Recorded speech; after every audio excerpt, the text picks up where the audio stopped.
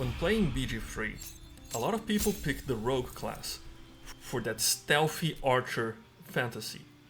And that is doubly so for people who gravitate towards the assassin class. I mean, automatic critical hits sound like a dream come true, right? However, when we try to actually do that, this happens.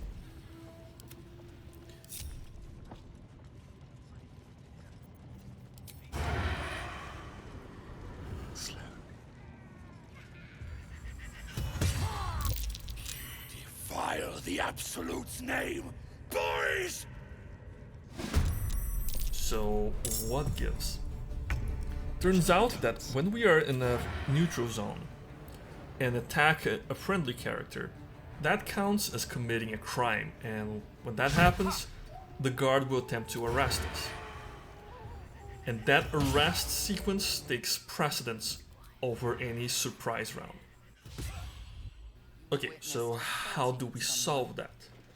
Well, the best way that I found with a full party and not solo is to start combat with something that cannot be arrested.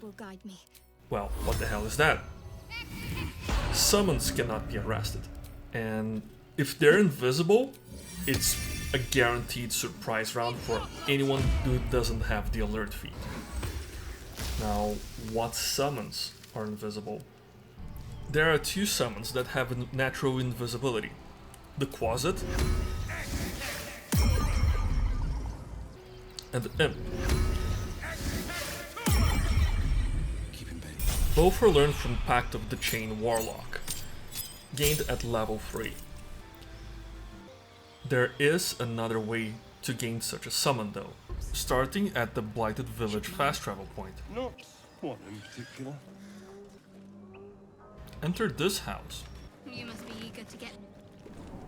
and search for a hatch, which is the entrance to the cellar.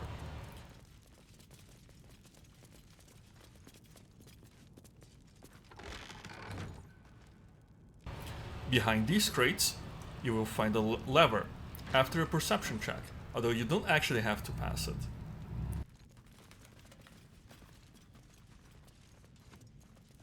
Then, loot the coffin right next to the rightmost wall.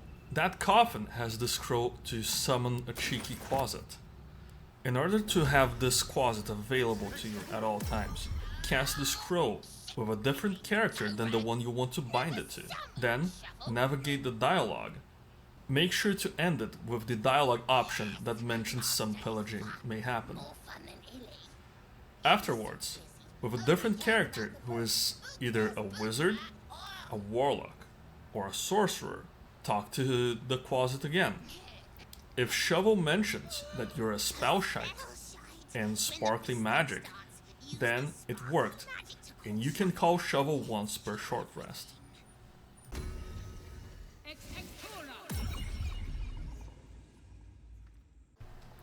Alright, now that we know how to set up the proper surprise round, let's talk builds. Most people online will recommend that you pick Ranger first and do your first 5 levels with that class.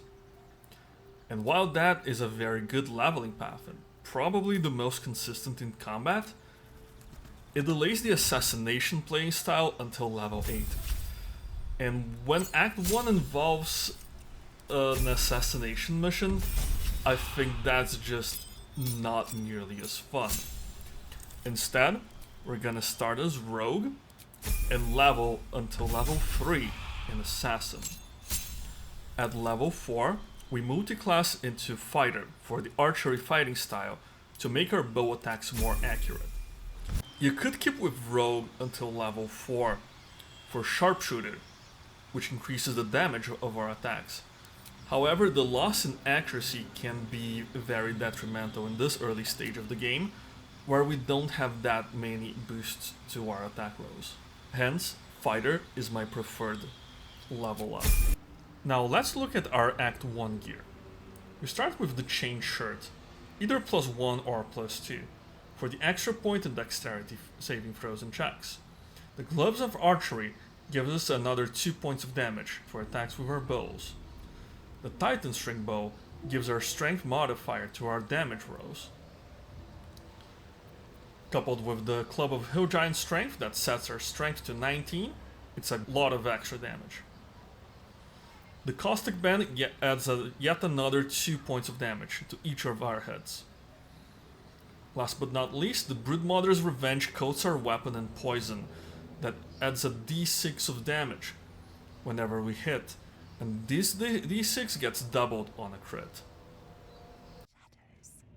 Let's see how a level 4 build plays like, with only Act 1 gear, of course.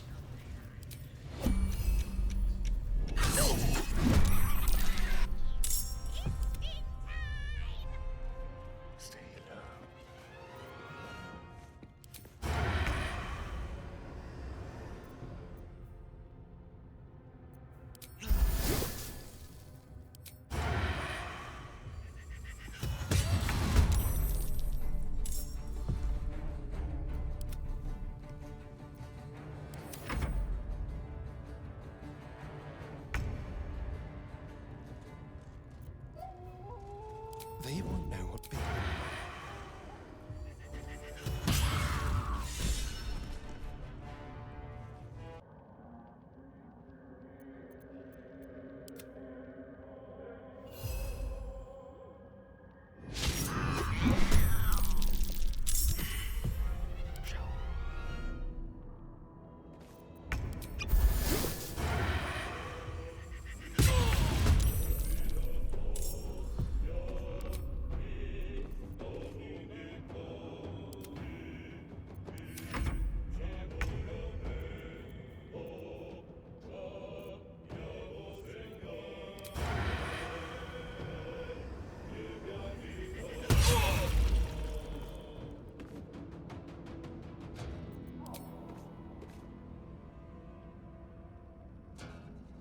Keep them guessing.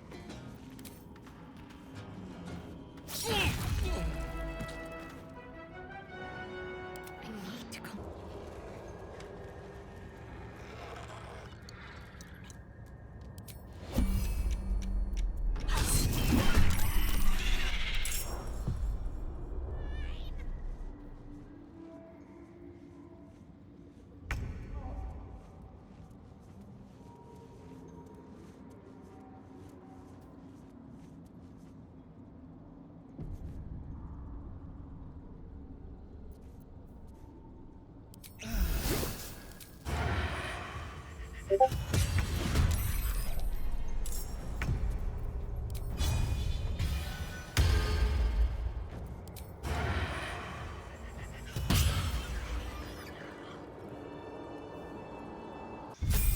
At level 5, we take our second level in Fighter for Action Surge, giving us another guaranteed critical hit.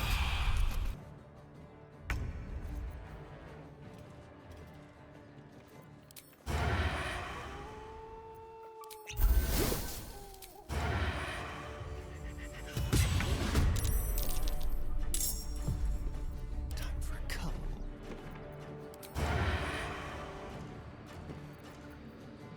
We'll do it my way.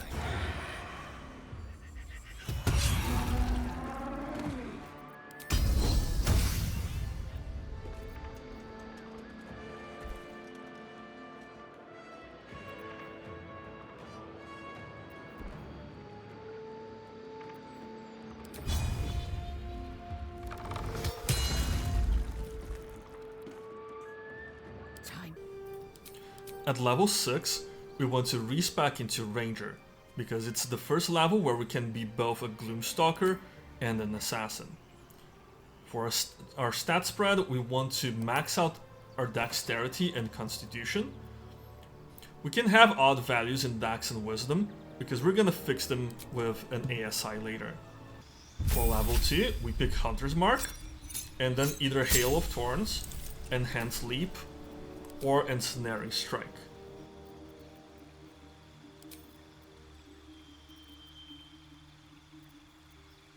And the Archery fighting style. Level 3 has us spec into the Gloomstalker subclass for improved initiative and an extra attack at the start of battle.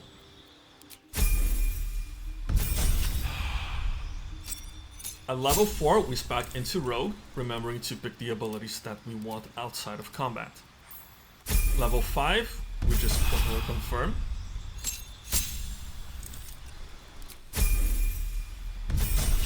And at level 6, we pick Assassin.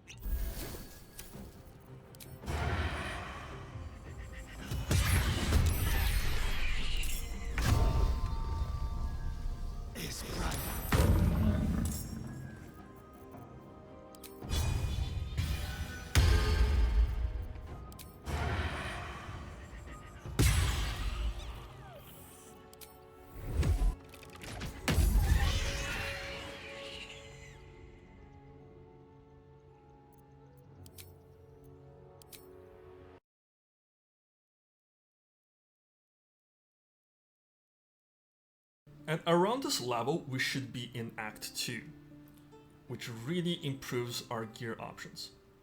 Let's look at our head slot. The Circlet of Hunting gives us a 1d4 bonus to attack rolls to creatures marked by Hunter's Mark. This is part of why we respec into Ranger, to make our attacks even more accurate. The Graceful Cloth gives us Cat Grace, which increases our dexterity score by 2. This is going to make our attacks, again, more accurate and deal more damage, and it's going to make us a better pickpocket. So we have that added out of combat utility. For our gloves, we're gonna ditch the gloves of archery that we have been using, and either use the Dark Justiciar gauntlets or the Flawed Helldusk gloves. When we critical hit, this damage gets doubled, so it's always going to be better than the gloves of archery at the first turn of combat. And a 1d4 can potentially turn to 8 damage in a single hit.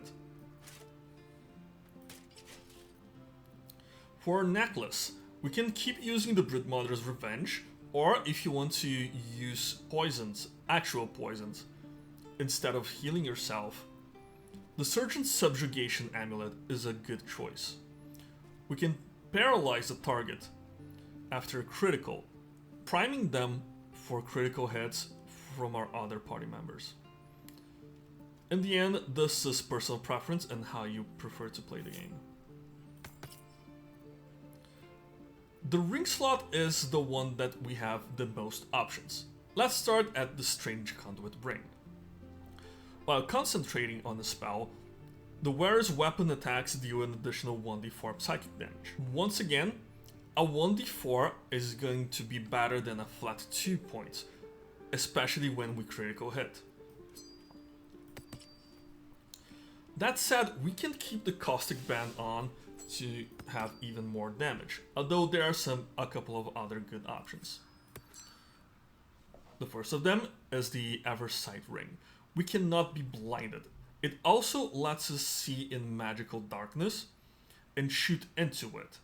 So if we have a Warlock party member, we can really start abusing the darkness spell for one of the strongest defensive strategies in the game. Alternatively, we can have the Killer Sweetheart for even more guaranteed criticals. For now, let's equip the Caustic Band. Our bow is gonna remain the same, the Titan String, as is the Club of Hill Giant Strength. However, we do have an offhand slot, which we have not been using a whole lot, either using a +1 dagger or short sword or whatever we can find. We can substitute that with the Knife of the Undermountain King. We reduce the number we need to roll a critical hit by 1, so this is very good in the second turn of combat and onwards. But it also gives us advantage on attack rolls against lightly or obscure targets when using this blade, which is a nice to have. Also, when we roll 2 or less damage, we re-roll, taking the highest result. This helps us increase our average damage even more. so it goes in our offhand slot.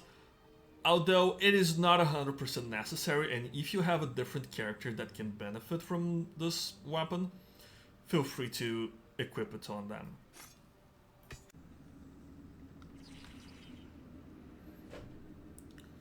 So let's showcase now the power of the level 8 build, which is when we get double attack. A couple of notes though. I'm already concentrating on Hunter's Mark, and that should increase our attack damage because of the strange conduit ring. If you don't have an enemy to attack, or rather to reapply Hunter's Mark with, you can summon a minor illusion and do it on that, and it will immediately dispel the illusion and let you concentrate. Alright, let's start with our combat demonstration.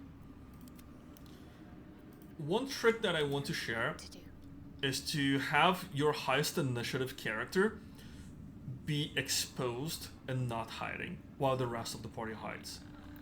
That guarantees that Shovel does not lose initiative and loses the advantage we get with our Gloomstalker Assassin.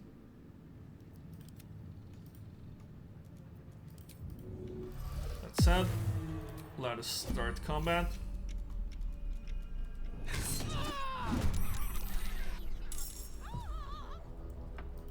Also, I have Shadowheart here using the Falar Alluve, which has enemies take an additional d4 of damage.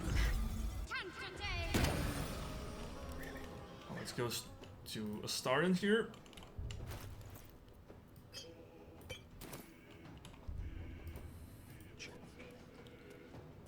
Let's remember to use our potions to get our poison going.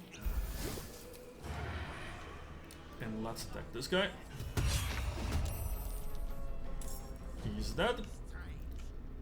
Another thing I neglected to mention is the brace weapon action from our longbow lets us reroll our damage dice, so we should use this in our first turn. Let's apply our Hunter's Mark for more accuracy.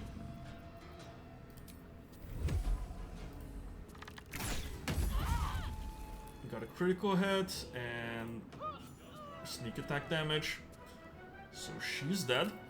Let's look at our combat log. 45, 9, 2, 4, 5, and 3, plus 15 from the sneak damage die. And now we can attack this guy. And we have an extra attack on this guy. And there we go. Level 9 brings us either to the very end of Act 2 or the beginning of Act 3, depending on how much of the game you have done so far. We have a couple of options here. One is to take her feat with level 4 in Rogue. The feat would be ability score improvement to even out our dexterity and wisdom scores. Do this if you find that you are still missing a lot of attacks with your bow. However, I like to take our third class, which is a fighter. Fighter adds the defense fighting style, which does make our character a little bit more survivable.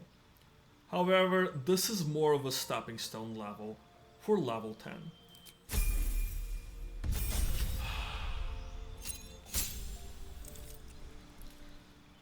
At level 10, we take our second level in Fighter for Action Surge, making our initial turn in combat even stronger, since we gained 2 attacks with Action Surge.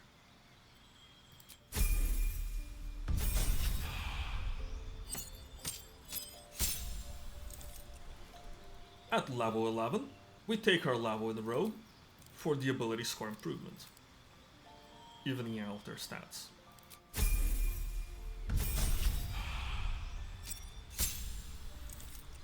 Last but not least is level 12. We have a couple of options here. The first one is taking Fighter to level 3 and selecting the Battle Master class, to have trip attack, precision attack, which adds a superiority dice to our attack roll, making it even more accurate. We can also have disarming attack to really then render a melee attacker basically useless throughout that combat. This adds a level of utility to this mostly damage focused class that cannot be overlooked. Another option is to go champion instead, which just increases our likelihood to roll a critical hit and can really improve our critical chances with the gear that we have. But since we do most of our damage on turn 1 anyway, this is not my favorite choice. The last option is to multi-class yet again. Taking one level in Cleric. It might be weird to do this, and the cantrips don't matter, but what matters is the domain. And we choose War Domain for the War Priest feature. When you make an unarmed or weapon attack, we can spend a War Priest charge to make an additional attack as a bonus action. You have 3 War Priest charges per long rest, so it can get yet another attack. This is really good if you're fighting multiple low-level enemies and reapplying Hunter's Mark is not something that is feasible. It also adds some prepared spells, and because if we have a high wisdom modifier, these spells are not gonna be bad on our character. Of these, the main ones are Healing Word and Sanctuary for some added defense and support to our party. We can add Create or Destroy Water if we have party members that benefit from the WAT status, increasing the utility of this character even further beyond just damage. Lastly, we can use Command or Bless. Bless gives us something to concentrate on besides Hunter's Mark, and it's good if your Cleric is concentrating on something else, like Spirit Guardians, to help increase the accuracy of our party members' attacks. Command gives us a DC spell to crowd control an enemy. This spell is great, but since we're not focusing on our spell casting, I feel that it's a little bit too unreliable. Therefore, we will go with Bless. Now, once we reach level 3, we gain a few more options for gear. So let's talk about those. However, before we do that, there are 2 pieces of gear that I neglected to mention. First, the Shapeshifter's Boon Ring. While shapeshifting or disguising yourself, you gain a d4 bonus to all checks, and that includes your attack rolls. So if you need even more accuracy, I would recommend subbing out the Caustic Band for the Shapeshifter's Boon Ring, and always using Disguise Self. The form here does not matter, so pick your favorite. Also in Act 2, we can get the Drake Throat Glaive, which has the Draconic Elemental Weapon ability. This infuses a weapon with a +1 bonus to damage to attack rolls, and it deals an additional d4 damage of your choice. That damage also gets doubled with critical hits, which we are using. That said, let's delve into our Act 3 gear options. For our head slot, Mask of Soul Perception, we gain a +2 bonus to attack rolls, initiative rolls, and perception checks. This all but ensures that we go first in combat, and the guaranteed +2 to our attack rolls is a little bit more consistent than a d4. However, I would still prefer the circlet, mostly because this character uses it better than most, whereas a lot other characters can make good use of the Mask of Soul Perception. Then we have the Dark Justiciar helmet, which is also gotten at the tail end of Act 2. You gain added bonus to saving throws against spells, which is always great. A way that this character loses fights is by getting hit by debilitating saving throws. So this is always good. And while we are obscured, the number we need to roll a critical hit while attacking is reduced by 1, so we can use that to stack.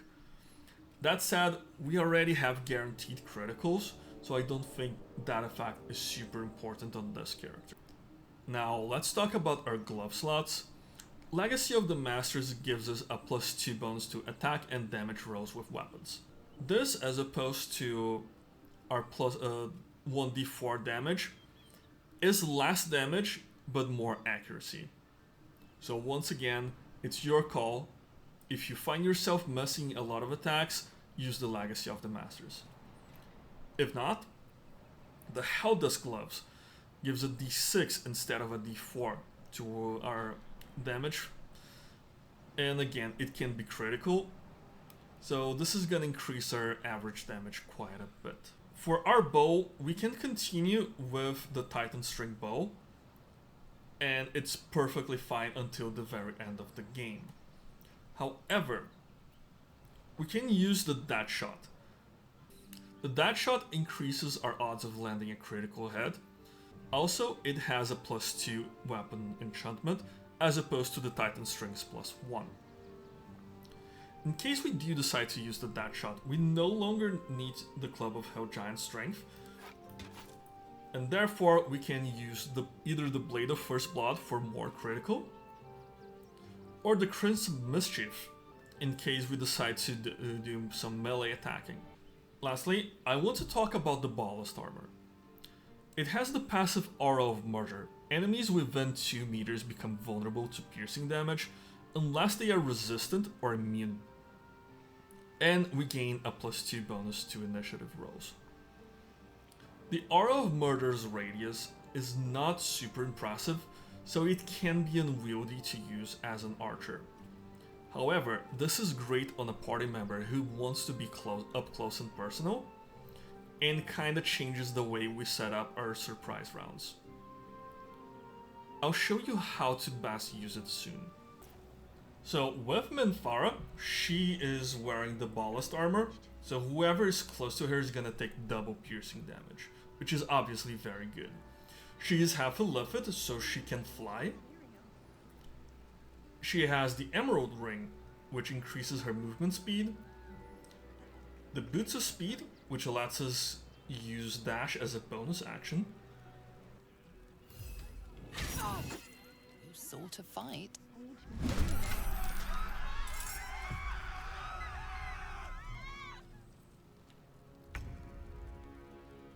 Alright, let's fly with Minthara. Right over here.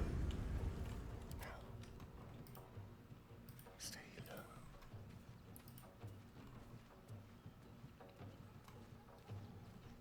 And now Astarion can start with the Murder.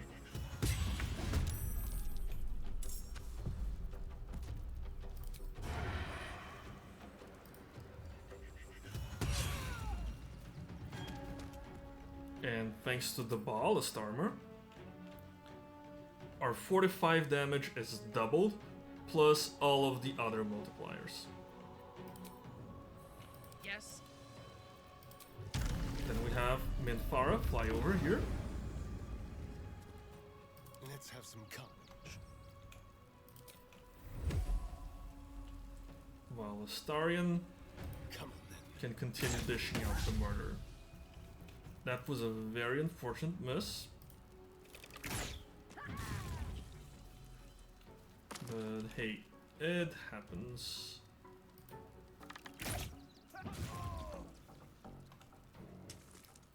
Another My one. victims await. Minthara flies to apply the Aura of Murder. Time to kill. Let's move. Let's have Astarion move closer.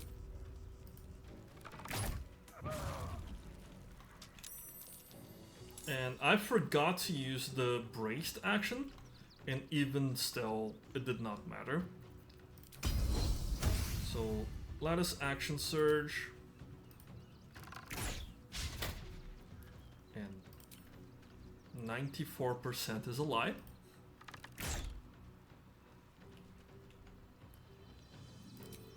And this was not a whole lot of damage because the Steel Watcher cannot be surprised, so no critical hit on him. And it's naturally resistant to all physical damage, so it's not vulnerable with the Aura of Martyr.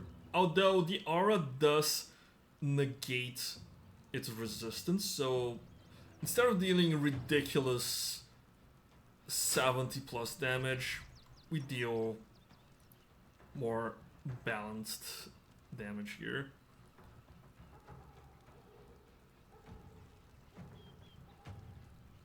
So yeah, this is what the Act 3 version of this build looks like. You can apply even more damage if you send the star in, but I didn't want to make any specific roleplay choices for this build. If this video was helpful to you in playing the Assassin subclass, please drop a like and comment on any tips you may have. Also, follow for more builds and guides, and maybe we can use today's lessons into something a little bit more Eldritch. This is Smoke. See you soon.